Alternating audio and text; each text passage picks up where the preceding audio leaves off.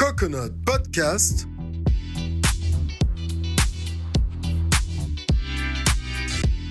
Pour son 5e anniversaire avec votre animateur Alain Jou. Présenté par Champ de Masse.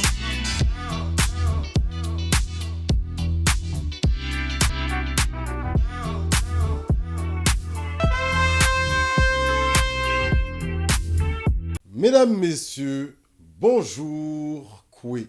Écoutez, pour ce 5e anniversaire de Coconut Podcast, eh bien, prise 2 avec Renzel d'Ashington. Un souci technique a fait en sorte que on a dû reprendre l'entrevue. Écoutez, une deuxième fois, on va se croiser les doigts pour que ça marche bien, on touche du bois comme on dit. Mais il y a Martin qui est à la technique, puis on sait que ça va fonctionner. Messieurs, dames, sans ne plus tarder, un humoriste militant, mais je pourrais vous dire que par moment, il prend position, puis ça en dérange certains, mais pour d'autres, il est cette locomotive, ce boost, si vous me permettez l'expression. Là, lui, il va rire de moi après, mais c'est correct. Messieurs, dames, sans ne plus tarder, accueillons à Coconut Podcast, je dis bien, Renzel d'Ashington, messieurs, dames. Bonsoir tout le monde. Bonjour, bonsoir. Je voulais te dire pour cette prise 2, j'appréciais que tu n'aies pas fait de mon backdrop, le drapeau du Québec, parce que c'est compliqué. C'est compliqué. Il y a un drapeau du Canada aussi. C'est pas ça, c'est que si toutes mes interventions sont avec un backdrop du drapeau du Québec, ça sous-entend beaucoup de choses. Ça envoie un message, peut-être que j'ai... En tout cas, nous autres, on avait décidé de mettre de l'avant le fait que Coconut Podcast, il travaille pour que le vivre ensemble soit... Non, mais ça, je sens que toi, tu essaies d'avoir des subventions, là. En tout cas, Renzel, en 5 ans, on n'a pas eu de subvention. Ça va venir. Non, je te dis. Man. Ça va venir, man. Ouais. On a eu des coups de pouce des députés, de l'argent discrétionnaire, mais on n'a pas eu de subvention. Ça va venir, je suis pas inquiet pour toi, man. Okay. Tu fais le... Hey, t'as le drapeau du Québec derrière toi, je vois pas pourquoi les choses devraient pas changer. T'es dans la bonne direction. Parce que quoi qu'il en soit, on dirait que les élections... le Québec s'en va vers... On continue dans... c'est quoi, Parti québécois à la prochaine élection, probablement? Bon, écoute... Fait que ça, c'est bon pour toi, c'est bon pour... Rien ne va plus, les jeux sont faits. Non, je te le souhaite. Écoute, merci de me recevoir. On fait ça une deuxième fois parce que la première a eu des... soucis, ouais. Le son était pas bon. Ouais, peut-être un jour, peut-être quand je deviendrai famous, tu diras écoute, j'avais ça dans les cassettes et tout. Why not? Des fois, c'est comme ça. J'espère que j'ai rien dit trop crazy. Non, mais regarde, prise 2, on sait qu'on s'en va. Moi, je me souviens pas de ce que j'ai dit la dernière fois. Fait que, pose des questions, man. Renzel. Comment ça va? Moi? Ouais. Moins bien que la dernière fois. Ben, il fait de plus en plus froid. Ça affecte mon mood. Tu sais comment il faisait beau et chaud la dernière fois? Ouais. Plus il commence à faire froid, ça affecte mon mood. Je sens tous les matins, je suis comme... Mais sinon, spirits are good. J'ai eu une très belle année. Okay. Pas juste pour rire, parce que les gens que... Je sais pas si tu sais, mais j'ai travaillé chez eux pendant 1 an, la dernière année. Il y a des gens qui ont voulu dire que c'est de ma faute que ça ait fermé. Ça se peut pas parce que moi, pendant que j'étais là-bas, j'étais choqué comment c'était encore ouvert. Fait que, for the people that care. Fait que j'ai une très belle année. I feel good, man. Et toi, ça va? Ben écoute, moi, ça va merveilleux. On travaille fort. Puis là, on va travailler sur le montage de cette entrevue. Je pense que tu as beaucoup de choses à dire. Le Québec, la francophonie gagne à te connaître. Aujourd'hui, on te connaît en tant qu'humoriste, Renzel. Un humoriste qu'on peut dire assez prolifique. Hein?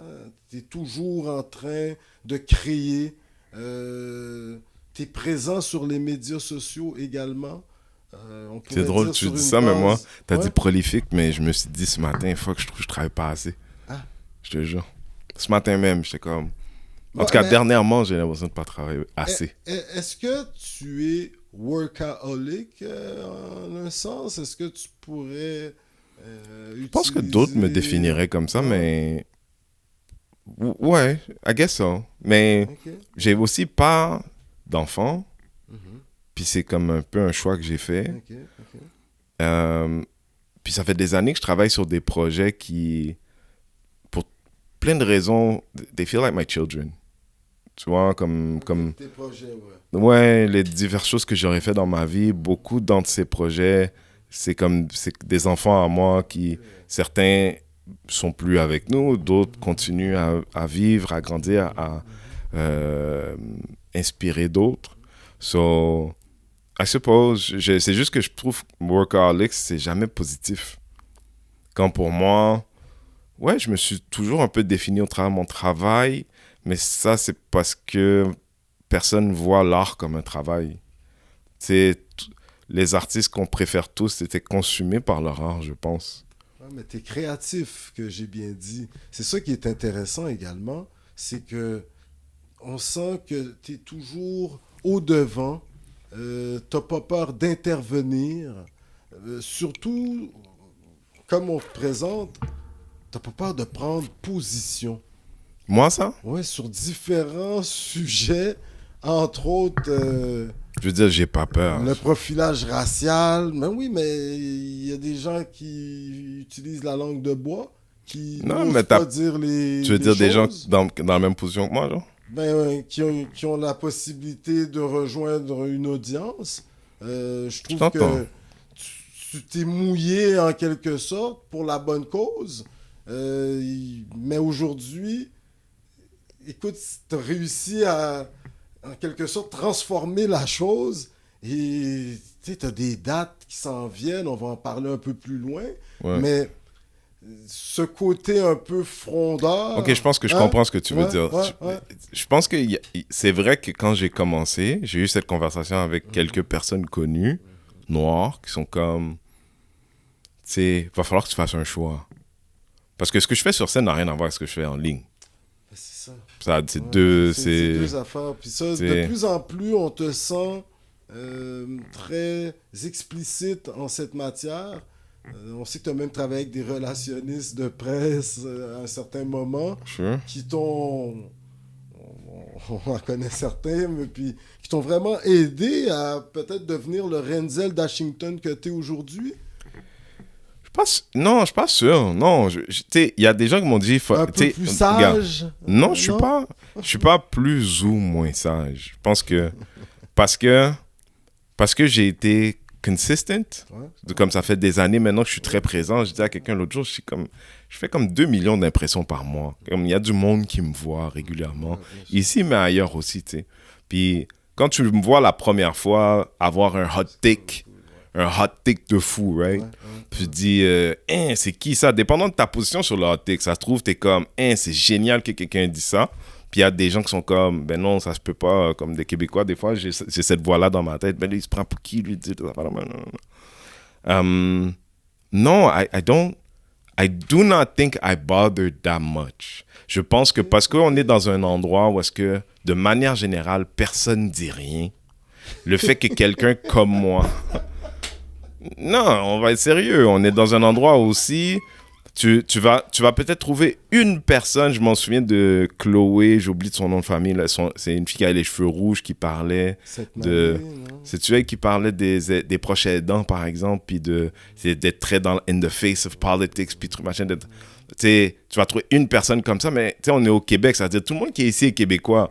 You don't care about yourselves. Pourquoi il y en a une? Elle, c'est fini. Mais la réalité, c'est qu'on est dans un endroit où personne ne dit jamais rien. And steadily, and avec puis qui, aujourd'hui, là, soyons honnêtes, frère, si j'existe, c'est par la force des gens.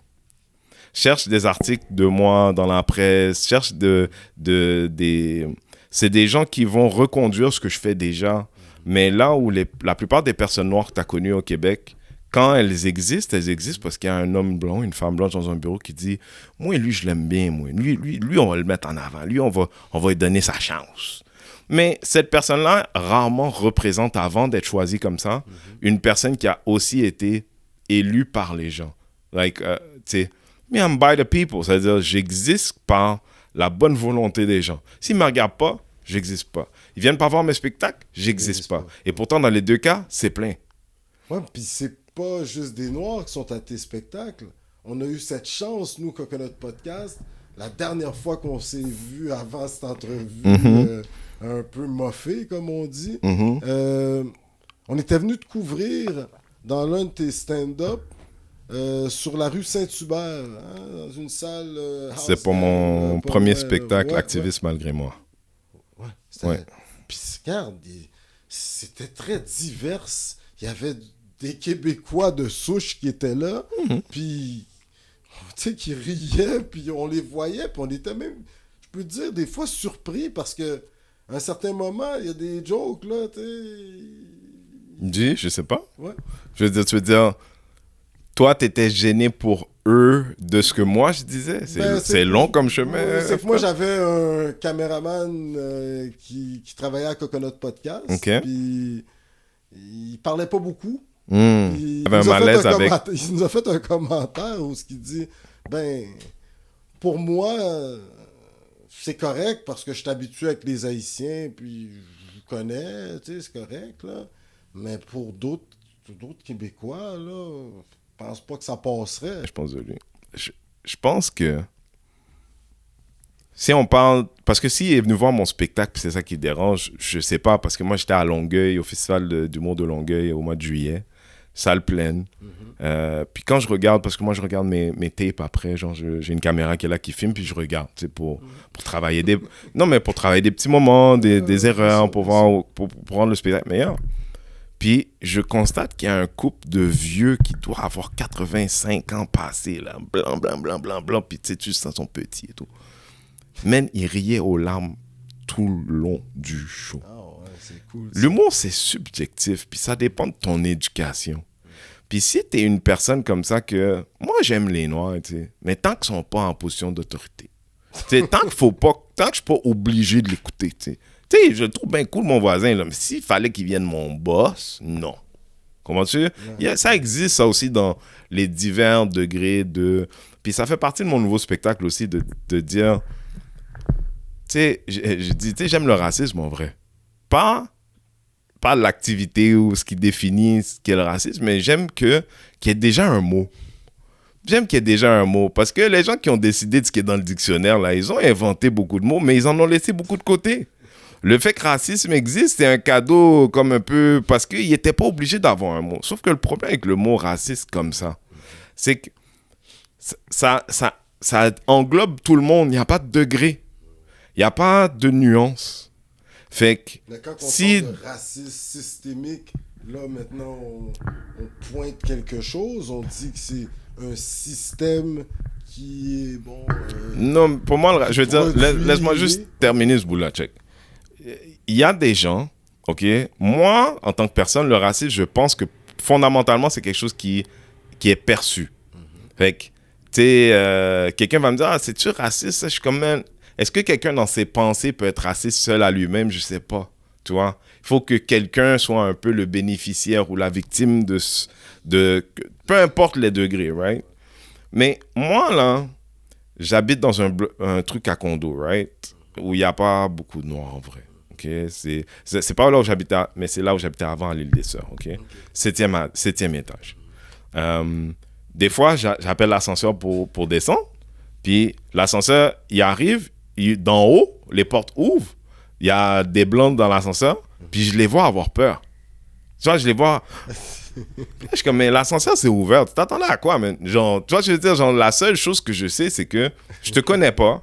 Mais l'information que j'ai de toi, déjà, moi, j'ai même pas envie de rentrer dans l'ascenseur. C'est à ce point-là qu'il se passe quelque chose, tu vois. Puis je suis en train de dire, il y a des gens qui ont peur des Noirs. Ils ont, peu importe, parce qu'ils écoutent les médias, puis chaque fois qu'ils voient un Noir, c'est un dangereux, c'est un criminel.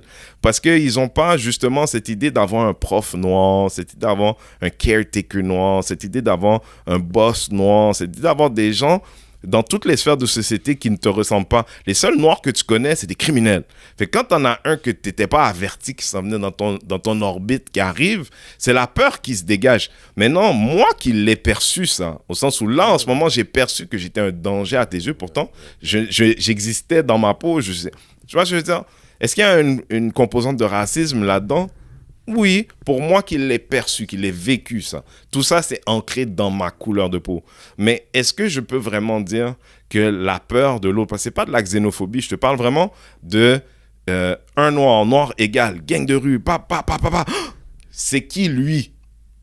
Je sais pas, tu vois, je veux dire, quand je sais savoir c'est qui, quand je vais l'avoir vu quelquefois, je vais être à l'aise, mais la vérité, j'ai une peur des Noirs à cause de l'environnement dans lequel je vis.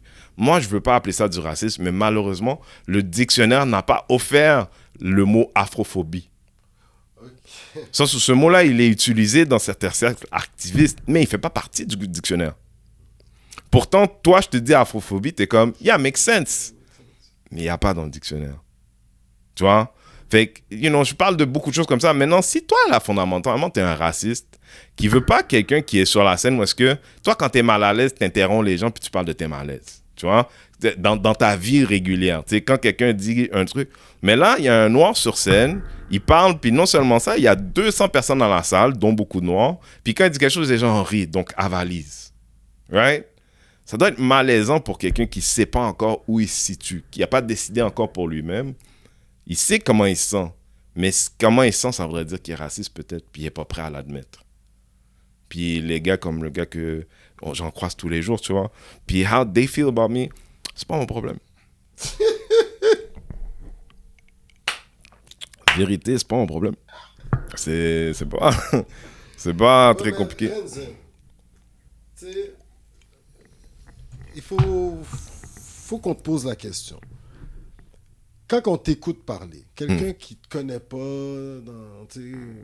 plus personnellement,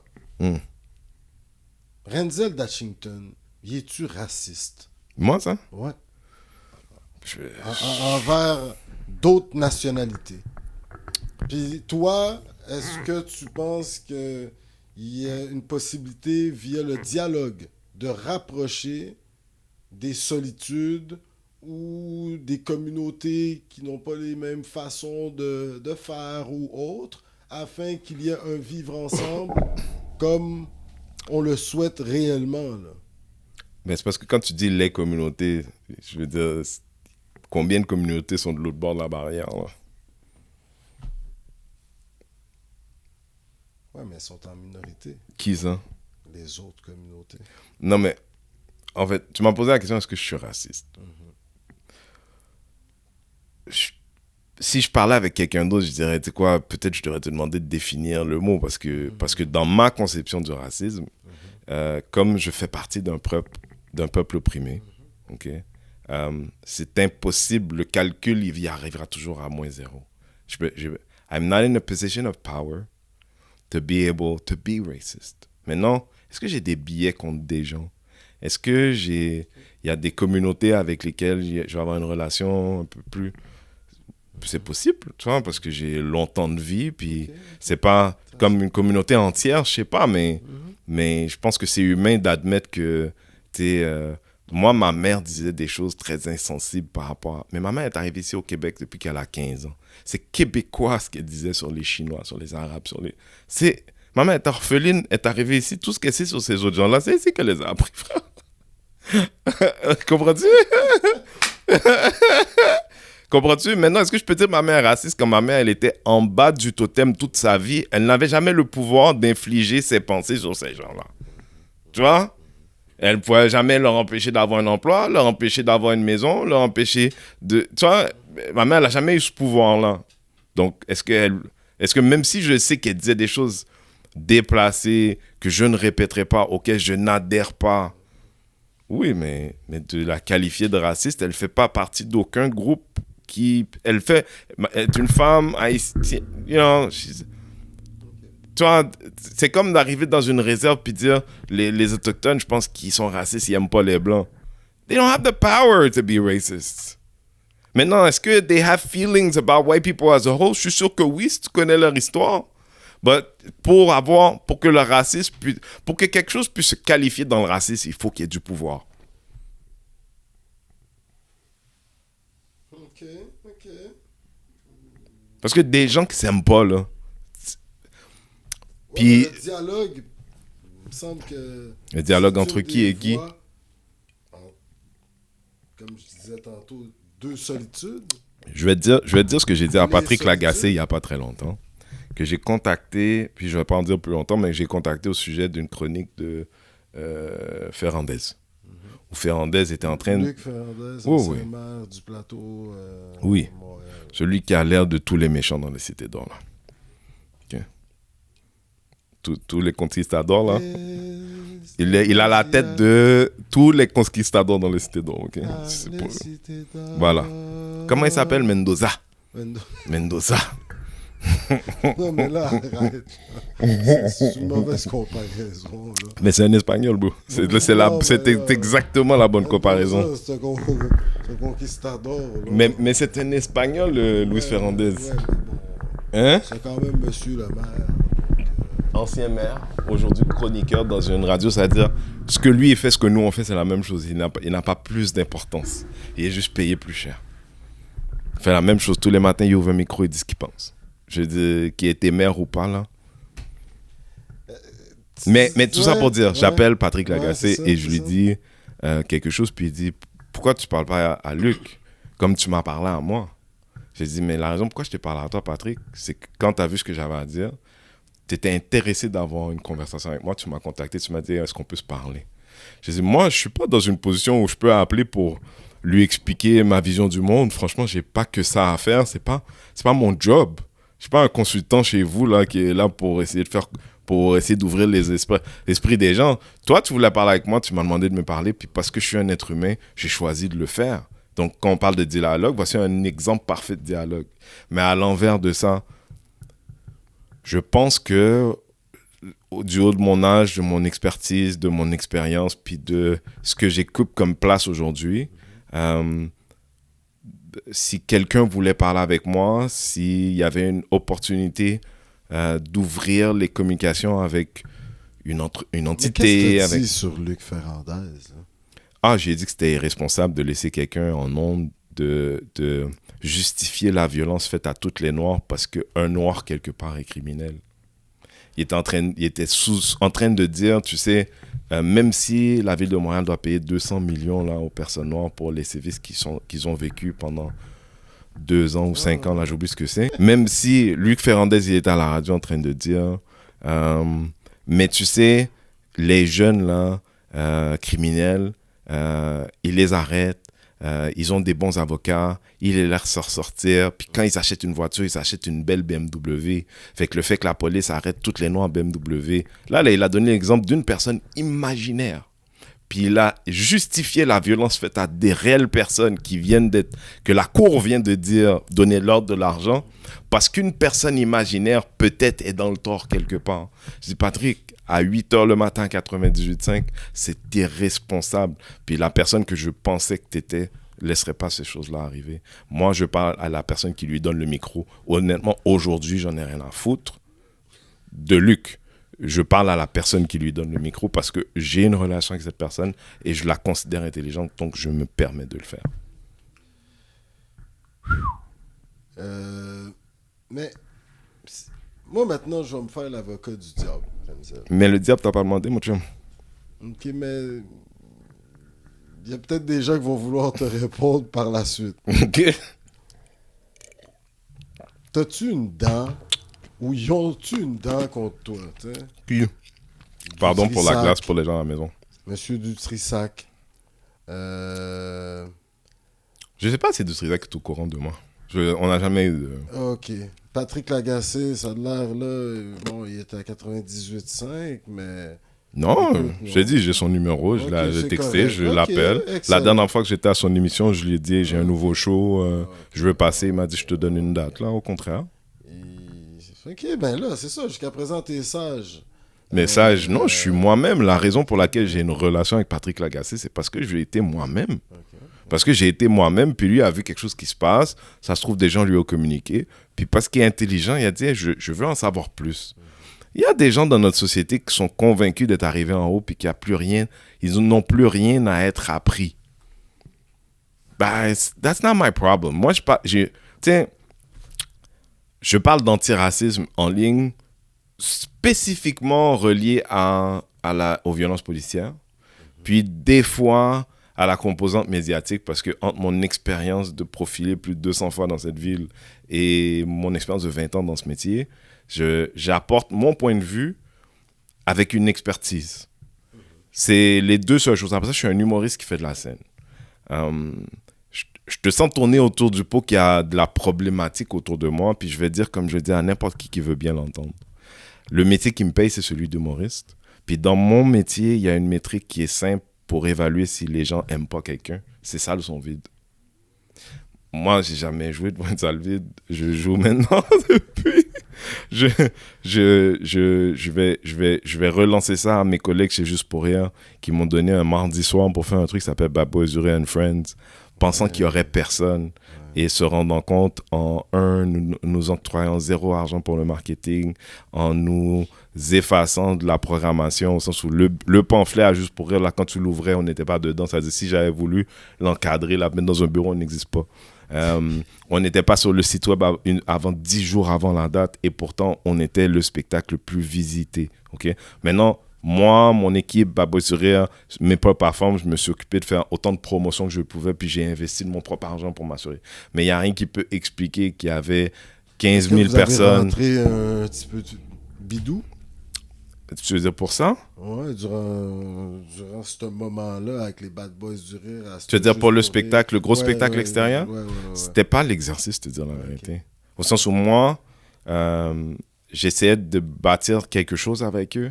J'avais besoin de me prouver, certes, puis de montrer à la... Au sens où, regarde ça comme ça.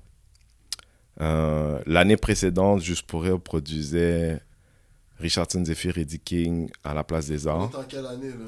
Fait que là, l'année passée, juillet l'année passée, c'était 2023. Fait que là, on parle de... Non, 2023, c'est Bad Boys du Rire and Friends, parce que là, on est en 2024. Fait que 2022. Fait que Juste pour Rire produisait 2 gars qui sortaient de Big Brother, donc Richardson Zephyr et Eddie King, je crois. Ils ont dû donner énormément de billets parce qu'ils n'arrivaient pas à remplir. Tu vois. Puis, au sens où c'est difficile. On n'a pas fait appel à tes services ou tu travailles? Non, c'est difficile, l'humour. Ah ouais, c'est pas facile. Au sens où il y a des gens qui vendent, des gens qui ne vendent pas. Même l'humour à Montréal pour les humoristes québécois, la plupart d'entre eux, tu vas aller voir faire 1 Place des Arts, 2 Places des Arts. Mais ça, c'est les gros, là. Des longues séries. Bon, des fois, ils sortent en banlieue un petit peu. Mais le centre-ville de Montréal a toujours été un point d'interrogation pour l'humour en français. Yvon Deschamps finissait sa tournée avec une quinzaine de dates ici, mais il y a toujours un des points d'interrogation. Sugar Sammy, c'est le premier à prouver qu'il y a quelque chose de solide, de francophone, de montréalais en humour. Parce que de manière générale, l'humour en production n'avait jamais compris Montréal. Ils n'arrivaient pas. C'est pour ça que Juste pour Rire avait autant de poids. Parce que chaque année, tu fais Juste pour Rire parce que c'est eux qui arrivent à galvaniser les gens vers le centre-ville pour créer quelque chose autour de l'humour. Mais sinon, non, l'humour à centre-ville de Montréal, à Montréal, ça a toujours été difficile. Tu vas à Québec, tu vas à Saguenay, tu tournes, tu arrives. Puis c'est pas pour dire que eux ils avaient... les autres gars là aussi avaient de la misère. Là. Je parle pas de Eddie et de Richardson. Mais c'est juste, moi, quand je suis arrivé à Juste pour Rire, ils venaient de sortir de cette expérience-là où ils étaient convaincus qu'il n'y avait pas de public noir. Moi, je leur dis, guys, je ne sais pas pour ces gars-là, parce que moi, c'est même pas des gars qui jouent chez nous en vrai. On n'est pas le même public, on n'est pas le même... on parle pas aux mêmes choses, tu vois. Mais je dis, nous, ça fait 7 ans maintenant qu'on fait des choses, puis I believe I can make this the biggest show this year. Puis ils croyaient pas. Puis j'avais le choix. Maintenant, moi, je suis un employé là-bas. L'idée de ramener Bad Boys du Rire puis de finir l'année un peu comme ça avec eux, ils ont eu un cadeau. Ça leur a coûté 25% du prix que ça aurait dû leur coûter en vrai. On a fait de belles affaires avec eux autres, puis ils croyaient pas. Puis j'avais besoin de prouver qu'on était rendu là. On était rendu là. That's it. Mais aujourd'hui, t'as tout un parcours, parce que les gens te connaissent comme humoriste, je disais, mais il y a bien d'autres mondes qui te connaissent également comme homme d'affaires. T'as longtemps été dans l'industrie de la musique. Mhm. T'as parcouru un peu la francophonie en quelque sorte. Définitivement. Écoute, Il manque pas, il y a pas beaucoup d'endroits qui sont francophones dans le monde où je suis pas allé avec la musique, ouais. Gage, Corneille. Corneille, écoute, juste pour nommer J'en ai ceux-là. aussi avec un gars qui s'appelle Daniel Dupuis, un artiste extraordinaire. J'ai eu un petit moment à travailler avec Barnet Valsin aussi. Ouais, c'est ça, Fait le choriste de Céline Dion, là, à Mhm, l'époque. mhm. Euh, Travaillé avec Pierre-Luc Rioux aussi, qui est un guitariste, producteur, ok. qui était signé en édition chez moi, avec qui on a travaillé sur David Guetta pendant longtemps. Ok, ok. J'ai fait beaucoup en musique en fait. Ouais. C'est intéressant. Et est-ce que tu aimerais revenir à tes premiers amours? Et dans nos recherches, on sait que c'est pas vraiment tes premiers amours, c'est l'humour. Mhm. On peut en parler un peu à la fin. Mais est-ce que tu aimerais revenir dans cette industrie? Est-ce qu'elle te manque? Non, Car tu as beaucoup accompli. elle me manque pas du tout. Je te crois pas. Non, je veux dire, parce que tu as posé la question, est-ce que l'industrie me manque? Puis si c'est ça la question, du tout. Il faut... Du tout. C'est pas ça. Je veux dire, moi, je me souviens d'avoir eu la conversation avec Corneille à un moment donné où je lui ai dit, si on travaille plus ensemble, je pense pas que j'ai envie de continuer ça. Genre la musique. Je m'en souviens, tout allait bien encore jusque-là entre nous et tout. Puis c'est juste une réalisation que j'avais quand on a commencé, puis on avait des rêves de faire de la musique. Ben, c'était ancré dans la musique, de créer, d'avoir des moments qui étaient ancrés dans la musique seulement. Moi, je faisais de la politique. Tu sais, oublie pas, là, Corneille, c'était rwandais, génocide. C'est ensuite devenu un énorme brand. Donc, je faisais de la business. Je faisais pas de musique, man. Tu sais, j'ai arrêté de faire de la musique le jour où j'ai signé mon premier contrat de 10. No lie. No lie. De toute façon, quand on a signé notre premier, parce que moi, on produisait nous-mêmes, mais c'était notre premier deal de licence important, on va dire. Puis quand...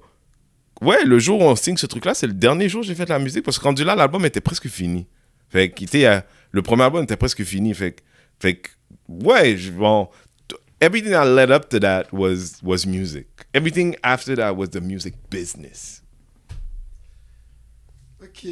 Par contre, Ouais. je fais un astérix. Puis genre, shout out à Nicole Mussoni, qui est une artiste rwandaise aussi, accidentellement. Ok. Avec qui on essaie de faire des choses ensemble, puis c'est une des plus belles voix. Ça me fait penser à Janet Jackson. Oh man, j'aimerais tellement, de la même façon que quand j'ai travaillé avec Corneille il y a longtemps, I wanted the world to experience something, quelque chose en français, mais pour des amateurs de musique américaine qui n'étaient pas des paysans, mais qui étaient aussi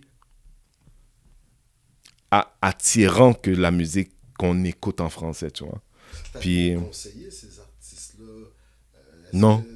Moi, je suis un artiste moi-même. Moi, justement, avec Nicole, pour donner l'exemple, she can call me anytime, mais de la même manière, I think I can call her too, parce que j'aime bien. I'm an artist, puis des fois, de créer, ça veut dire plus que d'écrire une blague spécifiquement ou d'écrire une chanson. Des fois, de créer, ça veut dire vivre. Puis j'aime être accompagné d'autres artistes que je respecte.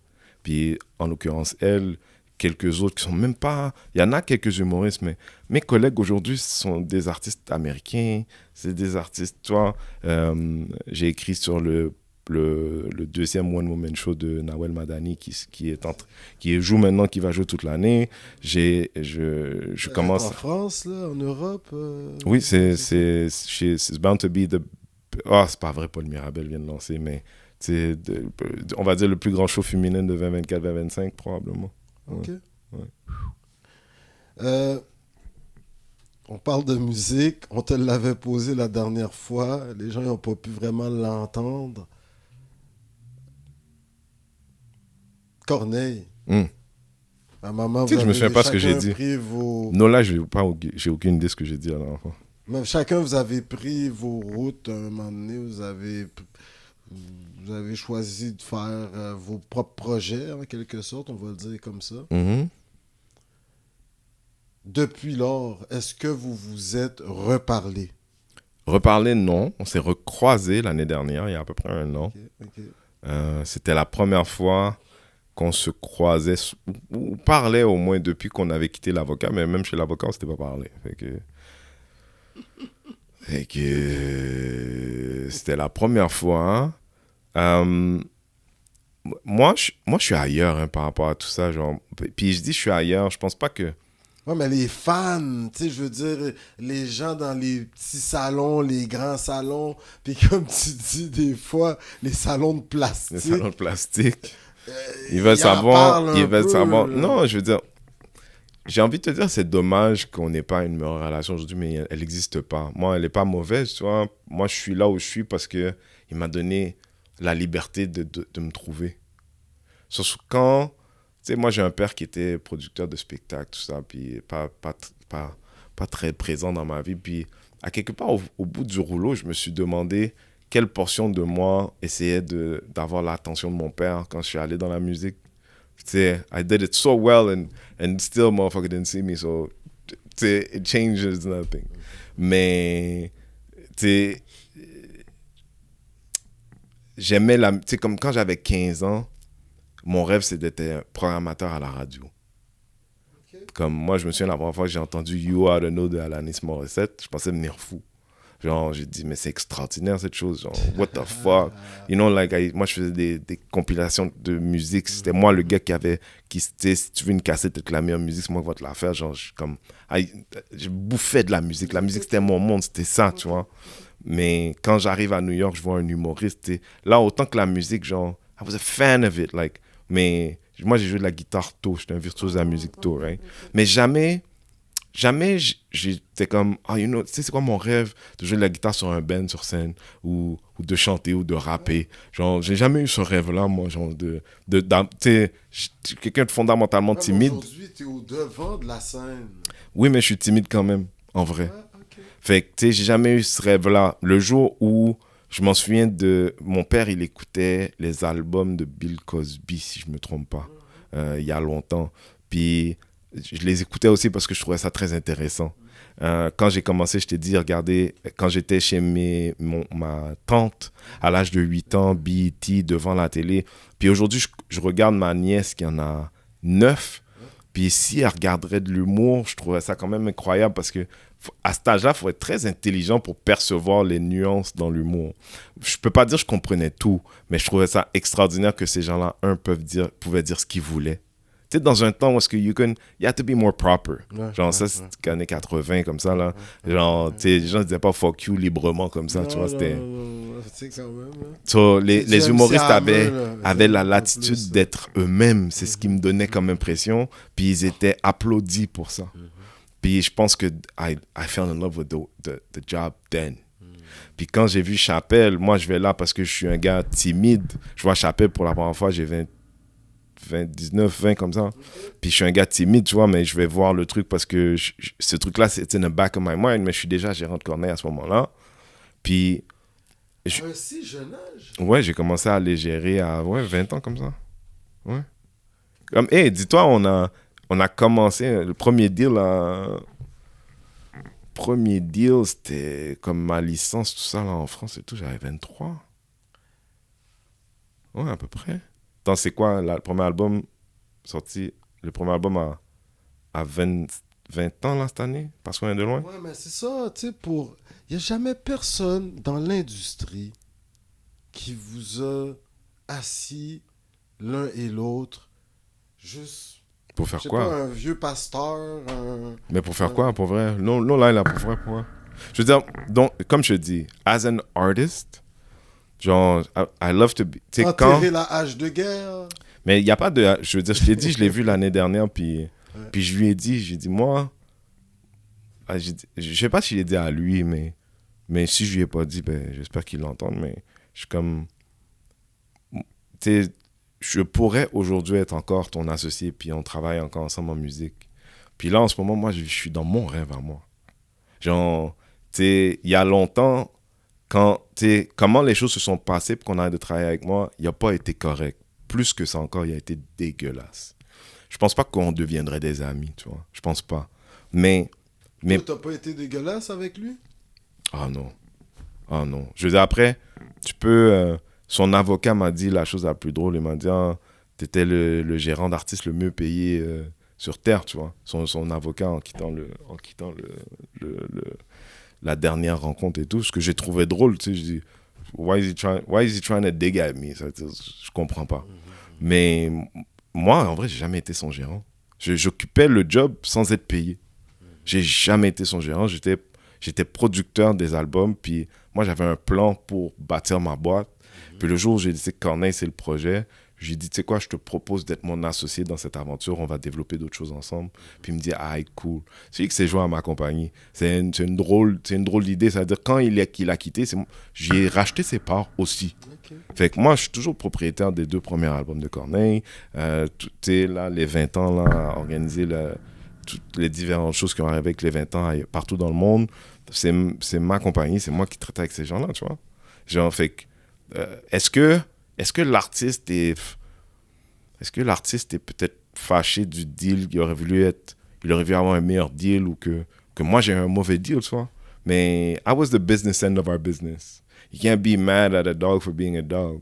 C'est-à-dire, quand tu as besoin de moi, tu as besoin d'un chien de garde pour s'occuper de ton business, pour protéger tes intérêts. I did that to the best of my abilities. Puis quand je pouvais pas, je suis allé chercher les meilleures équipes. Puis by the age of 27, 28, moi qui ne savais pas grand-chose, je suis allé chercher les partenariats, les trucs, les ci, les ça. Puis you became what you became and chose to leave. Maintenant, ça c'est l'histoire du passé. It's almost 20 years now, frère.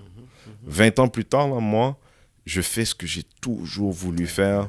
Puis que si le gars, il m'avait gardé attaché dans son rêve à lui, je suis pas mal sûr que je me serais jamais rendu à mon rêve à moi. So, de m'avoir libéré, je n'ai que de l'amour pour lui. Okay, cool. Tu vois? Après, the fact that he was an asshole ain't got nothing to do with the gift. Ain't got nothing to do with the gift. Like, bad people can do good things. Puis, I'm not saying he's a bad person ou rien comme ça. I'm just saying, moi, là, je suis dans mon rêve en ce moment. Puis ça ne peut qu'arriver quand le gars, il me libère. Maintenant, si tu veux avoir une conversation, what kind of an asset I was in his professional life, il faudrait quasiment lui demander à lui. Mais moi, ce que je sais, c'est là où j'ai laissé cet artiste-là le jour où j'ai arrêté de travailler avec lui, puis là où il est maintenant. J'espère qu'il est content de là où il est juge à la voix et tout. If that's his dream, I'm happy. If that's his dream, I'm happy. Mais il a eu toute une carrière. Corneille, aujourd'hui, il peut même s'arrêter. Voilà, tranquillou. Honnêtement, I barely care. Okay. Puis pas parce que je suis contre, machin, plus comme, ça t'a-tu fait de la peine un petit peu? Quoi, ça? Le fait que, oui, ça t'a libéré par la suite. Puis, est-ce que ça m'a fait de la peine il y a 20 ans de ça ou 15 ans de ça quand c'est arrivé? Honnêtement. Je veux pas rentrer dans les détails, okay. Mais le fait qu'on arrête de travailler ensemble, non, parce que comme je te disais, I was not in love with the business. Ça faisait au moins 1 an que j'étais là par devoir. Mais vraiment. Au sens où lui et moi, on s'entendait plus très bien, mais je faisais tellement de job à l'intérieur de notre structure que de me remplacer, j'étais en train de le faire, j'avais engagé quelqu'un en interne, il y avait, tu sais, mais comme I wasn't libéré. Non, mais je sais pas comment te dire. Genre, moi, quand je l'ai rencontré, j'ai rencontré un gars qui, quand je prenais une session de studio pour lui, je me retrouvais toujours à avoir des extras que j'avais pas les sous. Comme, ça, c'est la relation que j'avais avec ce gars-là. Genre, je l'amenais à un studio quelque part, là. Je dis, OK, là, on a un lockout, on a un bloc de 10 heures. C'est-à-dire, tu arrives à l'heure, puis tu quittes. Puis créer, c'est un processus. C'est pas comme la mécanique ou des trucs comme tu déboulonnes, tu fais, une fois que tu as mis les 6, c'est fait. Non, it's a process, right?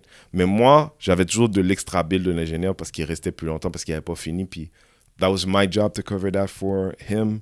Puis, je l'ai fait. Après le premier album, on a de l'argent, la boîte est comme we're good. Genre, j'ai plus d'extra. Genre, j'ai acheté le studio pour 1 mois. Blau! OK? Et puis, Patnais, il vient 3 heures, puis il rentre chez lui. Il vient 1 heure, il rentre chez lui. Une fois, il est resté 30 minutes pour vrai. Il rentre chez lui. c'est juste pour te dire, moi, j'avais encore envie, as a businessman, as an ambitious person, j'avais encore envie de faire de grosses affaires. He wasn't the person I'd met. Mais c'est intéressant, parce que là, tu nous amènes dans une direction. Ce petit jeune de 8 ans qui regarde sur BET très tard le soir les stand-up comiques des différents artistes américains. Puis écoute, il y a ce Dave Chappelle, hein, c'est bien ça, qui va vraiment changer quelque chose chez toi, provoquer quelque chose. Et 20 ans plus tard, hein, en tout cas, quelques années plus tard, on va le dire comme ça, Mm-hmm. tu te lances dans cette industrie de l'humour Mm-hmm. qui fonctionne quand même au Québec. En fait, au Québec, c'est la première... dans les arts, c'est la discipline qui fait le plus d'argent. C'est une des rares endroits dans le monde. Comme les stars au Québec, c'est pas des chanteurs, c'est des humoristes. La personne qui remplit le plus de stars... Qui tu penses est la personne qui remplit le plus de salles au Québec? Mike Ward. Sugar Sammy. Deuxième personne. Rachid Badouri. Ouais. Troisième, c'est déjà 2 personnes issues des communautés ethnoculturelles. Fait que c'est un accident que j'ai fait cet exercice avec toi, mais c'est pour te dire, moi, je connais les profils de leur public, surtout leur premier public.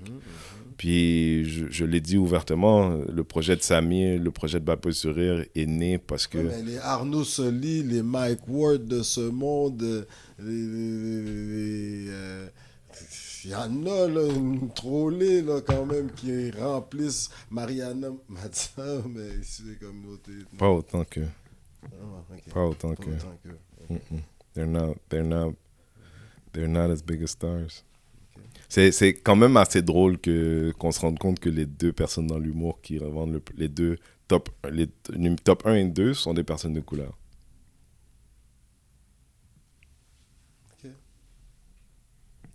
Fait que c'était pas une décision si conne que ça que d'aller dans l'humour, quoi. Non, mais pour toi, ça a l'air que ça fonctionne comme pas à peu près. Honnêtement, si tu savais, comme... It was never about that. Genre, bien sûr que je veux bien vivre de mon métier, puis... Mais like, quand t'as eu la chance de faire ce que j'ai fait avec Corneille, par exemple, avec Gage, avec... Tu sais, je travaillais directement avec Diams pendant un moment, tu vois. Y a pas... Comment je pourrais te dire? J'avais pas besoin de faire ça again. Comme l'humour, c'est différent. Est-ce que comme tu voulais prouver quelque chose à quelqu'un ou tu voulais te prouver quelque chose? Honnêtement, j'avais besoin d'être heureux. J'avais rien à prouver à personne, justement. Toutes ces choses que j'ai fait pour un petit gars qui a grandi à Rivière-des-Prairies, les choses dont je te parle, les gens avec qui j'ai travaillé, puis on n'a rien dit, là. Tu sais, je suis un petit gars de Rivière-des-Prairies. C'est-à-dire, trouve-moi quelqu'un qui a le cadre de mon CV, bonne chance. Tu vois, je veux dire, genre, moi, là, je suis venu, là, d'avoir vu les coins de la... Tu sais, je racontais à quelqu'un l'autre jour, le jour où la première dame de France m'offre la citoyenneté, comme dans un backstage, comme ça, en blaguant, tu vois. Bernadette Chirac qui dit, vous voulez pas la citoyenneté? Genre, en mode, non, ça serait cool d'avoir un Français comme vous, là. Puis là, mais moi, comme les impôts en France, mon chum, c'est pas des blagues, là. Genre, si tu fais des impôts ici, c'est quelque chose. Les impôts en France, mon gars, c'est comme... C'est de la revictimisation, tu vois, c'est particulier. Fait que quand ça arrive, je me mets à rire, je roule par terre, tu sais. C'est pas une histoire que j'ai racontée sur scène encore, mais sens où, like, l'enfant de Dessalines est en train de rire à ce moment-là. J'ai la première dame de France qui peut me dire, la semaine prochaine, si tu veux, t'as un passeport français. L'enfant de Dessalines, mon histoire haïtienne. Ça, c'est au moment où tu es dans la musique, aujourd'hui... Non, c'est l'haïtien qui est comme... What the... Mais ça feed l'humoriste. Okay. Ça feed l'humoriste. Ça avait aucune fonction dans ce temps-là. Mais ça feed l'humoriste. C'était... Dave Chappelle dit, l'humour, c'est le seul métier dans lequel d'avoir vécu, c'est un prérequis. Puis moi, quand j'ai mis le premier pied dans l'humour, j'avais vécu tellement de vie, bro.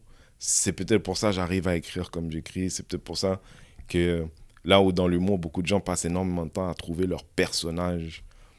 I've known who I was for a long time. Comme... Bad Boys du rire. Yeah. T'as aidé beaucoup d'humoristes, de comédiens, d'artistes à se lancer dans l'industrie. Beaucoup, ouais. Ben, j'ai envie de dire... Une trollée, là, quand même. Non, c'est pas... Ça n'a jamais été... Ça n'a jamais été notre fonction de lancer les gens dans l'industrie. La fonction de Bad Boys du rire, c'était un espace protégé. C'est comme... Est-ce que tu comprends la boxe un petit peu? Wow. Mais dans la boxe, il y a certains gyms dans le monde que quand tu sors de ce gym-là, tout le monde a peur de toi parce que c'est une autre cadence d'entraînement. C'est une autre rigueur. C'est aussi des techniques qui leur appartiennent à eux. Jean-Pascal qui allait s'entraîner avec Roy Jones. Au Crunk Gym. Il y a un Crunk Gym, là, j'oublie, là, dans le West Coast, par exemple. OK? Mais moi, j'arrive dans des clubs blancs où je suis comme... Il y a des blagues que je voudrais faire que je ne peux pas faire ici. Moi, j'aimerais offrir à moi et à d'autres humoristes un espace où ils n'ont pas besoin d'expliquer.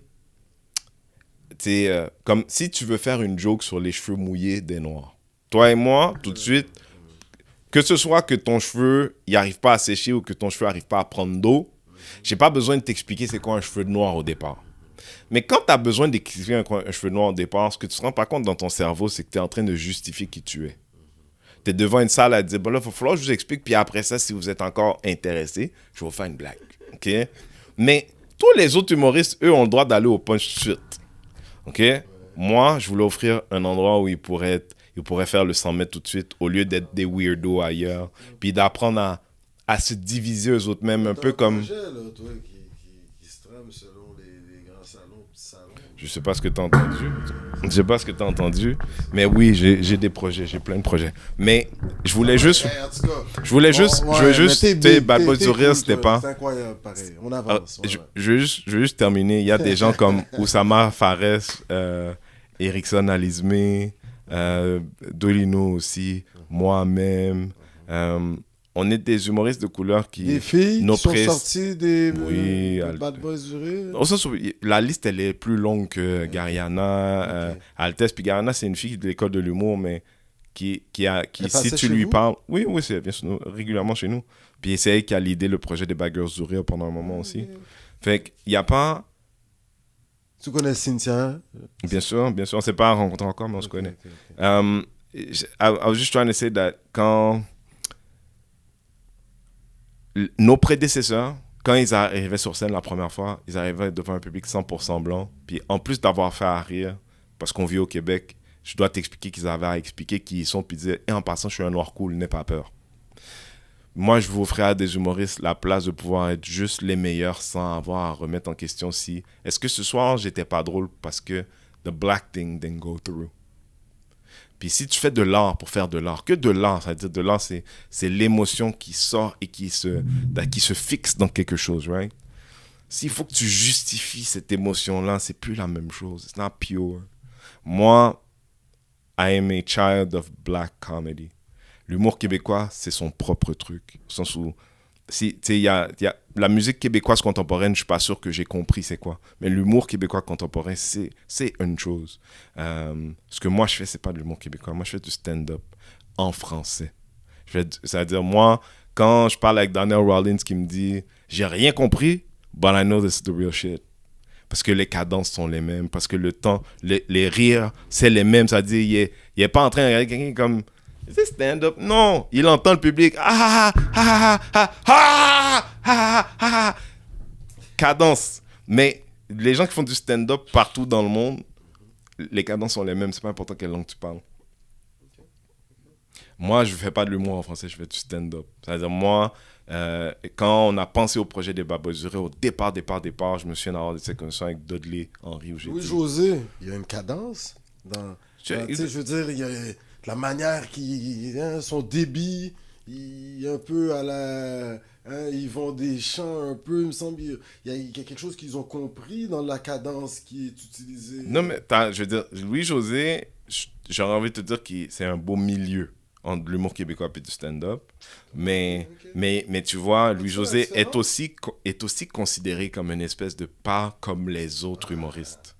Tu sais, Martin Matt fait du stand-up, je trouve. Mike Ward aussi. Mais tu vois, là, on vient de te nommer des gens qui sont comme très à part. Le reste, beaucoup... As-tu eu la chance de les rencontrer? Certains d'entre eux. Est-ce qu'ils s'intéressent à l'humour fait par la diversité de l'underground un peu? Non. Je sais que Mike Ward ne m'aime pas. Qui t'aime pas? Je sais que Mike Ward ne m'aime pas. Mais je sais pas pourquoi. Pourquoi tu fais pas comme Patrick Lagacé avait fait avec toi? Hein? Pas pire, celle-là? Te dire la vérité, on est à tu vois la conversation. Podcast, non, je veux dire, non, mais la conversation. Puis après, il va falloir que tu donnes un peu l'attitude à ce qui se passe dans mon métier, mais. Tu sais, au Bordel, qui est le club de Mike, tu sais, c'est un club où il y a encore des quotas. Comme tu verras pas deux noirs sur un show. S'ils sont deux, ils sont super connus. Ok? Tu verras pas deux noirs. Richardson, Zephyr. Puis je veux dire, fait que Richardson Zephyr, je dis deux personnes de couleur. Deux noirs, non. Une personne de couleur, il commence à essayer, là, mais tu sais, si c'est ça, ça va être Farid et Richardson Zephyr. Okay. Top français, puis tu sais, si c'est ça. Mais moi et Dolino, que ce soit au Bordel ou ailleurs, si c'est pas un show des Bad Boys, on s'est jamais croisé ailleurs. Parce que lui, si lui joue, moi je joue pas. Moi puis un autre noir, on se croise jamais ailleurs parce qu'il y en a toujours que un. Tu comprends la blague? C'est-à-dire, on joue jamais au même endroit. On joue jamais ensemble. On n'est jamais bookés ensemble parce qu'il y a des quotas. C'est-à-dire, c'est comme... ça serait... L'art au Québec là, est en difficulté, là. Mais pas seulement en difficulté, bro. Si nous, en ces temps, on est personne. Avec Bad Boys du Rire. Je te parle. Oui. Avec Bad Boys du Rire, on est personne puis on remplit des salles depuis 7 ans. Peut-être que Montréal n'est plus le Montréal d'avant. Comme le Montréal d'avant, tous les gens qui avaient un peu d'argent sont allés en banlieue, sont allés partir ailleurs. Le Montréal, c'est entre autres le métro Berry à 5 heures. Quand t'es au Bordel, peu importe le jour de la semaine, t'es en Beauce, au centre-ville, à 5 heures. Que ce soit dans la salle ou que ce soit... Mais aujourd'hui, des endroits comme le Bordel remplissent leurs salles avec du monde de la Beauce. Peut-être que le jour où il commence à avoir moins de monde, ils vont être intelligents, ils vont dire, peut-être qu'on va commencer à parler avec d'autres cultures, parce que, mais tant qu'ils s'autosuffisent, ils n'ont pas besoin de nous. Puis moi, j'avais pas le temps qu'ils aient besoin de nous pour commencer. Puis 7 ans plus tard, tu as vu, on a bâti beaucoup de choses. On a fait... Tu sais, moi, là, imagine, tu es à Paris. Les humoristes de couleur, mais blancs aussi, là, ça dépend. Tu sais, depuis qu'ils sont un peu hip-hop, on va dire. Hakim Jemili, comment ça s'appelle? Il y a un gars qui s'appelle Ahmed Sparrow. Je suis au Paname un soir, puis Ahmed, il vient. Puis Ahmed est super connu, il fait des films, il est humoriste super drôle et tout. Puis il dit, yo, Renzel, yo, je veux jouer au Bad Boys. C'est comme, avec plaisir, même quand t'as envie, tu me laisses savoir et tout. Attends. On se met à parler, ça fait une demi-heure, OK? Puis à un moment donné, il est comme, yo, est-ce qu'on s'est déjà rencontrés, man? Je suis comme, non. Lui est convaincu qu'on se connaît. Parce que à Paris, quand t'es à Paris, il y a des endroits, parce que la plupart d'entre eux, ils parlent que français. Hein, fait qu'il n'y a pas 1 million d'endroits où ils peuvent aller dans le monde. Montréal, c'est l'endroit. Puis tu sais, il y a bien des gens qui ont bien des choses à dire sur moi, sur Bad Boys. Mais un peu comme quand on a commencé l'aventure, le Bordel, ils ont toujours un respect de dire... Quand ils voyaient un noir, puis ils sont comme... Tu sais, nous, dans nos quotas, là, on risque de donner un spot dans 2026. Ils disaient direct aux noirs, pourquoi tu vas pas au Bad Boys? Maintenant, ils disaient jamais à aucun blanc, va au Bad Boys. Ils disaient juste, depuis que les gens sont un peu colorés, ils disaient... Eux, ils nous ont toujours traités comme leur égal. Il y a un peu de racisme dedans, mais ils nous ont toujours traités comme leur égal. Puis moi, j'arrive à Paris, puis je me rends compte que la perception de l'extérieur, pas parce que le Bordel, juste parce que we've been consistent. Fait que quand j'ai un Ahmed Sparrow, qui est un important artiste, qui me dit, bro, je veux jouer au Bad Boys. Je le connais pas, le gars. Puis je me rends compte que lui, il s'est fait déjà une idée de c'est quoi. Il dit, moi, Brooklyn en français, c'est ce que je veux. Puis c'est ce qu'on a été depuis le début. Tu vois, quand Nawel elle vient jouer chez nous l'année dernière, elle est comme, what the fuck is this? Quand Rachid Badouri vient la prendre chez nous, il dit, moi, je fais pas de cocaïne. Il dit, mais ici, c'est comme faire de la coke pure, puis après ça, d'aller faire de la coke normale. Il dit, c'est pas... Il dit, it just feels pure here. Like, stand-up. Stand-up, c'est un art qui... It's stand-up. C'est pas de l'humour, c'est stand-up. Quels sont les bars aujourd'hui? Il y en a pas. Il y en a pas. T'as vu ma question? Non, on avait un ami de l'extérieur hier, il a dit, ouais, où je peux aller? Puis c'est un noir, tu vois. Le dièse 11 pour du jazz. Pour du jazz? Non, mais pour l'humour, là, on n'a pas... Non, je veux dire, tu peux aller au bordel, mais tu vas voir... Non, pour les gens de la diversité, là, genre. Tu ne vas jamais là-bas. C'est-à-dire, puis je dis pas ça... Parce que moi, des fois, je vois des trucs qu'ils mettent sur Internet. Même eux sont pas conscients que si tu étais un client dans la salle, tu voudrais te lever t'en aller. Because the level of racism is so décomplexé qu'ils mettent des vidéos de choses racistes sur leur plateforme. C'est capoté pour moi. C'est capoté. Tu vas sur le TikTok du bordel, puis si tu regardes des affaires, tu vas tomber sur des vidéos. Je vais pas dire ça. Normand Bratois était passé au bordel, il a fait une superbe entrevue. Moi, je ne dis... Moi, cet endroit-là n'est pas safe pour moi. Puis je t'explique. Je parle avec un des propriétaires. Je lui dis, écoute, quand je recommence à Juste pour rire, je suis comme, avec Juste pour rire, j'aurais pas autant de temps. Il me reste 4 minutes. Je dis, est-ce que... Je dis, là, la barboserie, ça existe, ça finira pas. Je dis, nous, vous ne faites pas de jouer de noir. I get it. Ça t'intéresse-tu que je vienne faire les barboseries une fois par mois chez toi? Ça permettrait un nouveau public. Moi, mon public, j'ai déjà, je vais remplir.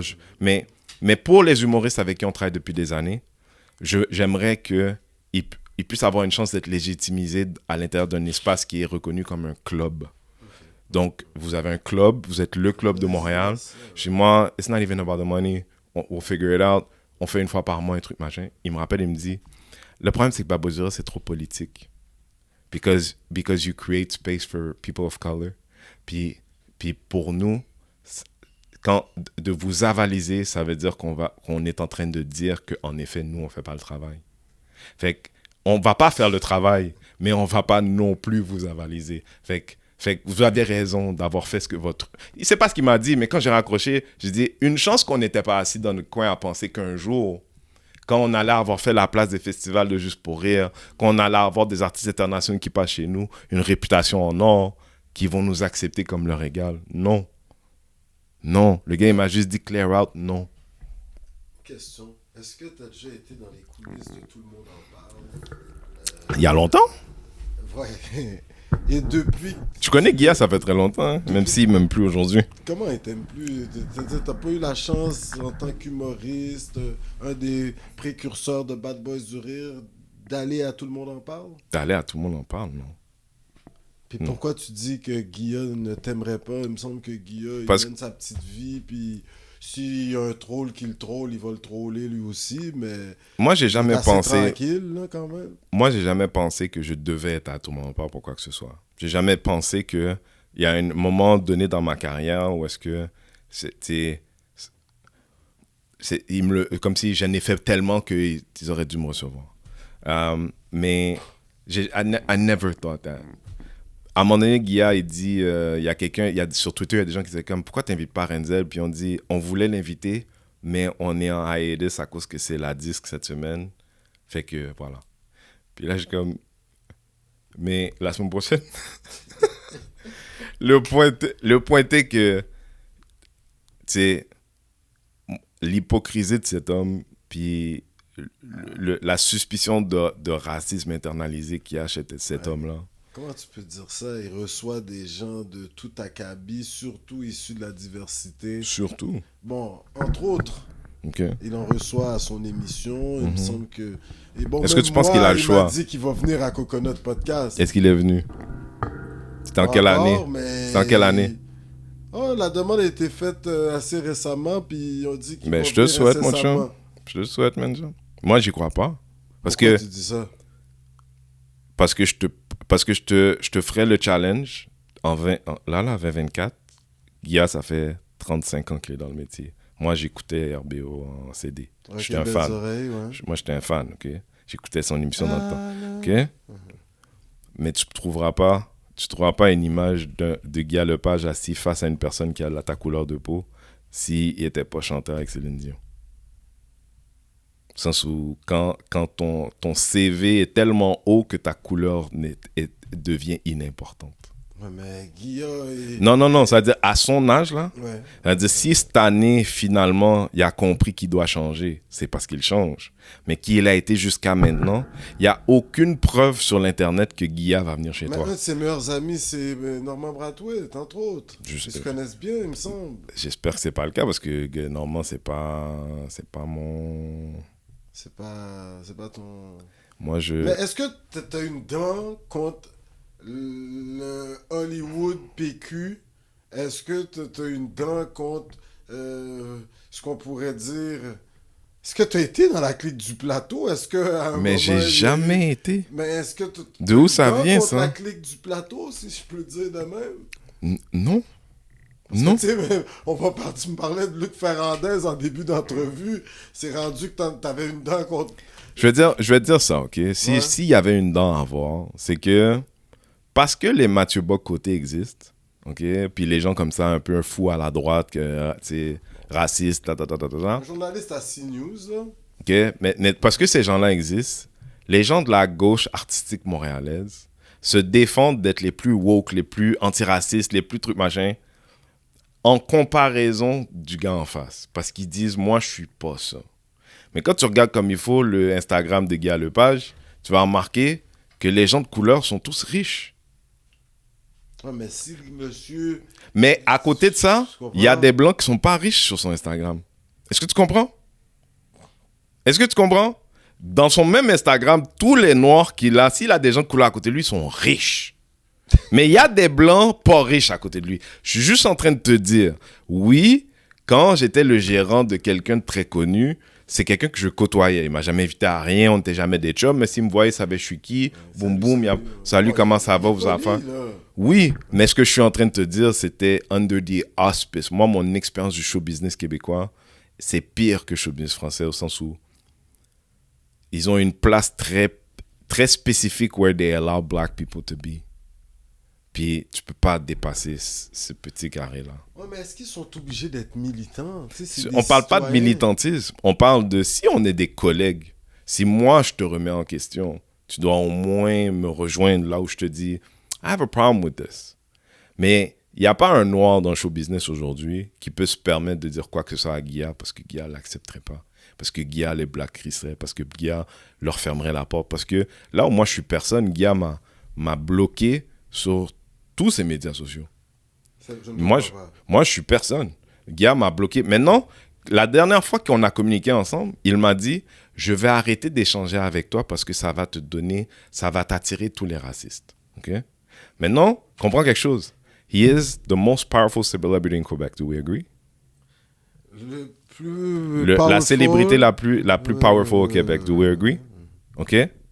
Puis à l'intérieur d'une conversation autour de sûrement violence policière. Il y a Céline Dion, là, dans les médias. Ce serait lui. Non, genre, qui est à la télé en ce moment, là. Qui est à la télé en ce moment, là. Céline Dion, on peut être avec Jésus, là. Être ailleurs. OK? T'es à Paris aux Olympiques. Ça, au moment où on est dans une conversation où il sent que les racistes commencent à capoter, as a powerful person, son truc, ça n'a pas été de dire je veux prendre le temps de dire que sur mes plateformes, il y a certaines choses qui ne sont pas acceptables. I do not agree with racism. Son choix a été de dire je vais arrêter de parler avec toi, je vais t'effacer de la conversation. Puis ça, c'était le moment où j'ai compris. Il se fait trop rouler, le gars. Non, au sens où moi, quand moi, je suis pas avec toi, au sens où moi, là, quand je suis au 98, chaque fois que je suis au 98.5, je reçois entre 400 et 1500 messages racistes chaque fois que je suis au 98.5. OK? C'est pas toi, Guy Lepage, qui va m'isoler de tout ça. Je vais te dire quelque chose. J'ai compris dans ton discours que tu as compris qu'il y a des choses qui attirent de la violence envers moi. Puis à la place de prendre position et de dire, moi, when it's violence for him, let me sit by him. Non. Toi, tu as dit, je vais être neutre, je vais effacer lui. Mais effacer lui, quand tu m'as effacé de ton rétroviseur, mais j'existe encore, puis il est raciste aussi. Est-ce que le niveau de danger a changé? Non. Tu as utilisé ton pouvoir pour m'effacer d'une conversation qui était probablement une que j'avais débutée moi-même. that is the summum of racism, parce qu'au début du podcast, je l'ai dit, racism and power. And he has a lot of power. Bon, écoute, Renzel, est-ce que tu penses que tu ne devrais pas peut-être lui écrire une belle lettre? Non, je pense qu'aujourd'hui, si Guilla, il est intéressé, la même façon qu'il est allé prendre un café avec Barnev parce que ça l'intéressait, il sait qu'il me connaît. C'est un ami de Patrick Lagacé, il sait que Patrick a mon numéro. S'il voulait me rejoindre, il peut me rejoindre. Il ne veut pas me rejoindre. Dans cette conversation-là, I'm not the one with the most power. Moi, je peux trouver le numéro de Guilla, mais si il y a des meilleures chances qu'il dise « Hey, Carlis, pourquoi tu m'écris, toi? Pourquoi je me mettrais dans cette position-là? » Pourquoi? Je veux dire, moi, j'ai pas envie de parler avec Guilla. Toutes les fois où j'ai adressé Guilla, c'est qu'il était en train de parler de sujets qui m'intéressent. Donc, ou du racisme, dans les médias, général médias, ou... Puis son positionnement était problématique. Attends, son positionnement était problématique. Je l'ai adressé, il n'a pas aimé ça. C'est lui qui a fait le choix de jamais parler avec moi. Parce que nous, la conversation, on l'a eue. Parce que Guy a quand même pris position pour plusieurs causes. Comme parle-moi de la cause, ensuite la position. Durant les échauffourées aux États-Unis, lors de l'époque de George Floyd, il a reçu quand même des gens à son émission, il me semble, où il a pris position. Mais ça, c'est pas prendre position, ça, frère. De recevoir des gens... Tu te souviens que pour parler de la violence qui était arrivée à Pacific Niossera, à Québec, c'est 3 hommes blancs autour d'un plateau qui en parlent. Dont Patrick Lagacé qui se qualifie de pro-police. Maintenant, l'idée d'être pro-police is ridiculous to me. Parce que pro-police, au sens où tout le monde est pro-police. Toi, ce que tu es en train de dire, c'est que même quand la police ne fait pas bien son travail, je gère avec eux. Maintenant, quand la ville de Montréal vient de dire, nous, on a pour... Quand la Cour a dit, on a pour 200 millions de sévices faits aux personnes noires, physiques et ou psychologiques. Quand ton discours, c'est de dire, moi, je suis pour police derrière ça, aïe, that's some dumb shit. That's some dumb shit. Pour terminer... T'es pas neutre, là. Genre, faut arrêter de dire t'es neutre. That's some dumb shit. Renzel, pour terminer, sérieusement, est-ce que tu es conscient que ta carrière d'humoriste, ça va bien, s'il vous plaît?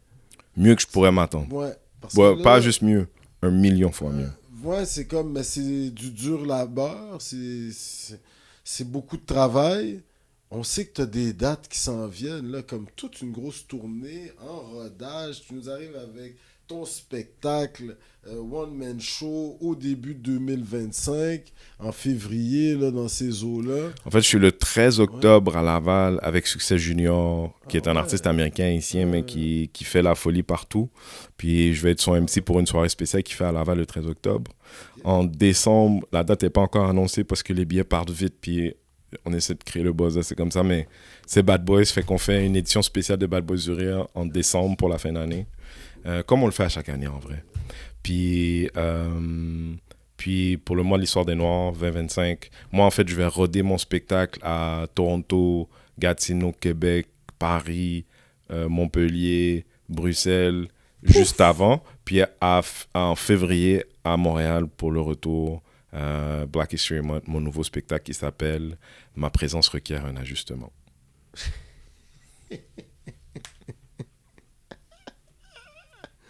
Renzel d'Ashington, écoute, tu dois en faire, tu sais, comme se pincer un petit peu. Les grands de l'industrie, là, issus de la diversité, est-ce qu'ils te contactent pour te demander de faire leur première partie? Parce que là, tu es quasiment toujours en Europe. Moi, je pense à Anthony qu'on a reçu ici à Coconut. Je pense à Rachid Badouri, à Sami Sugar, entre autres. Mariana Maza. Est-ce que ces gens-là te contactent et tu entrevois qu'il y a des collaborations possibles? On t'écoute? Je pense pas. Non, mais je veux dire, ça va faire 8 ans, la pâte pour sourire, là, en décembre, ok? Tu m'as nommé des noms, oublie de m'inviter en première partie. C'est des gens que j'ai sûrement bien invités tous, puis que pour la plupart, ils sont jamais venus. Je sais que l'humour, c'est un métier compétitif, donc peut-être c'est ça, tu vois, genre ce truc de vouloir faire pour la communauté in ways that have nothing to do with money. Genre, ça te rapportera rien tout de suite, sauf que d'investir dans ton prochain. Ça, c'est une mission qui est la mienne, mais tu sais, les gens de couleur qui sont arrivés avant nous, peut-être qu'ils ont réussi parce qu'ils n'en ont rien à foutre de nos gueules. Tout ce que je sais, c'est que...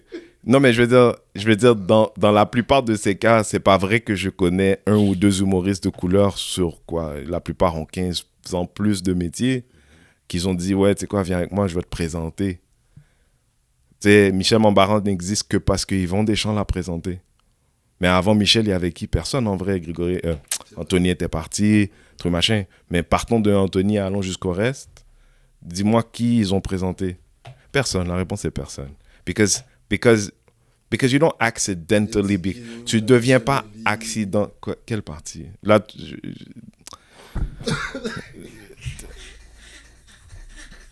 non, mais c'est pas... I'm not disrespecting nobody. On parlait de Rachid, on parlait de household names. Come on. C'est pas méchant. Like, tu viens de me nommer 2 noms qu'il y a déjà à la maison qui vont dire de qui tu parles. Je pourrais te parler d'Oussama Fares. C'est pas tout le monde... Everyone knows Oussama dans mon monde, mais pas tout le monde connaît Oussama, là. Renzel d'Washington. Ouais. Mais bonne chance à tout le monde, hein, pour vrai. Comment? Bonne chance à tout le monde. It's what you mean. The stuff out there. Non, mais écoute, tu sais, je t'ai dit dans l'entrevue, I exist because the people feel me. C'est-à-dire, moi, j'ai des choses à dire. Je pourrais être un gars qui est fou dans son sous-sol, qui passe sa caméra, puis qui parle, puis chaque fois, là, depuis des années, je parle tout seul. Mais il y a du monde qui me suit, puis tous les gens qui fuck avec moi, merci à vous, parce que un peu comme Michael Jackson, un peu comme les anciens de mon métier, je crois à la magie du show business. Fait que je vous gave pas avec toutes les shit qui m'arrivent dans le behind de trucs, mais 2 fois par année, I want to quit everything. 2 fois par année, everything. Puis parce que je suis une de ces faces reconnaissables, puis peut-être qu'il y a des gens qui ont décidé que je suis un easy target parce que the hit on black people is easy. So d'essayer de détruire the guy that talks, qui parle de dignité pour les personnes noires, c'est un beau symbole d'étouffer ce feu pour les gens qui voudraient être intéressés d'être comme lui, tu comprends? Fait que je reçois la faute de tellement de côtés, I want to quit twice a year. Everything. Là, on te verra-tu en politique pour terminer? Pause. Attends, mais je vais terminer. Mais si je veux pas quit, it's because de l'autre côté, si tu savais combien de love je reçois des gens, I exist only because of them.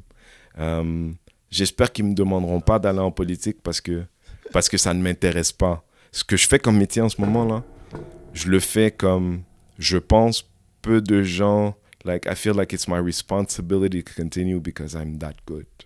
Like, not a lot of people get to do what I do and to do it well. Puis, par do it well, je te parle d'arriver dans un public où je peux prendre la température en rentrant, puis je les sens légers en sortant. Des fois, je les vois, on se parle, je le vois dans le visage. Mais, tu sais, to be black in this society is complex, or to be different in general, outside of black, different. Je pense que mon humour donne un souffle à tous ces gens. So, pourquoi aller faire de la politique? Je pense que c'est le métier de quelqu'un de le faire et de le faire bien. J'espère que quelqu'un sera aussi investi à faire de la politique qui me ressemble, aussi investi que moi de faire des blagues. Tu vois, c'est ce que je souhaite au monde. Pas un humoriste pour qui la carrière va pas assez bien, fait qu'il y a assez de temps pour faire de la politique, tu vois. Parce qu'un humoriste qui est occupé... Non, ben, un humoriste qui est occupé n'a pas le temps, man. Tu vois que j'ai le temps, moi, d'être politicien, là. Je suis dans l'avion tous les 2 mois. Coluche en France, hein, attention. Écoute, il y a des exceptions à tout. Il y a des exceptions qui confirment les règles dans toutes les choses. Mais I'm just trying to say, listen, ce que je fais là, si vous avez l'opportunité de venir me voir le faire, puis que vous me connaissez un petit peu. Bon, déjà, merci à ceux qui m'ont encouragé jusqu'à maintenant, mais pour que je continue à avoir la force de continuer à parler librement, d'être libre dans ma pensée, dans ma manière de m'exprimer pour représenter certaines de de nos doléances, il faut que mes salles soient pleines. So, show up. Renzel d'Ashington, on te dit un gros wow. Merci. Écoute, on a fait le tour du Québec. On est allé à la rencontre de nos frères et sœurs des Premières Nations. Écoute, en langue Innu, c'est à Côte-Nord, ils nous disent Chinash Kumitin. Chinash Kumitin. Hey, t'es bon. On est monté en Abitibi-Témiscamingue, dans le coin de Samian. En langue algonquine, ils nous disent Miigwech. Miigwech. Hey, t'es bon, man. C'est bon. Mutilant. Là, écoute, on est allé à Odanak, pas loin de Victoriaville, Drummondville, dans le centre du Québec. Ils nous disent Oléone. Oléone. En Abénaki, ben oui. Puis pour terminer, écoute, on est à Montréal. Puis nos frères et sœurs Mohawk, ils nous disent Nyawan. Nyawa. C'est ça? Tu connais-tu Goofy Well Done? Oui. Ben, t'es un peu... Ah ouais? Mais j'aimerais ajouter une langue qui est très montréalaise. Ouais, vas-y. Doum, doum, doum. La ligne orange est suspendue. La ligne orange est suspendue jusqu'à nouvel ordre. C'est comme ça on dit au revoir en montréalais. Yo Renzel, nous c'est haïtien, m'a dit un gros merci en pile border, prise 2. Ça fait un plaisir, frère. Merci en pile border, Coconut Podcast avoir net. Merci. Red. Alors messieurs, dames, oui, nous étions avec Renzel d'Ashington, humoriste, militant, mais surtout lucide. Il y en a qui vont le trouver à 16 heures, mais si vous prenez le temps, tout un humain. Alors, messieurs, dames, on vous dit un bon Chinash Kumitin. Merci, Nyawan, au revoir. Olé, olé, olé, olé.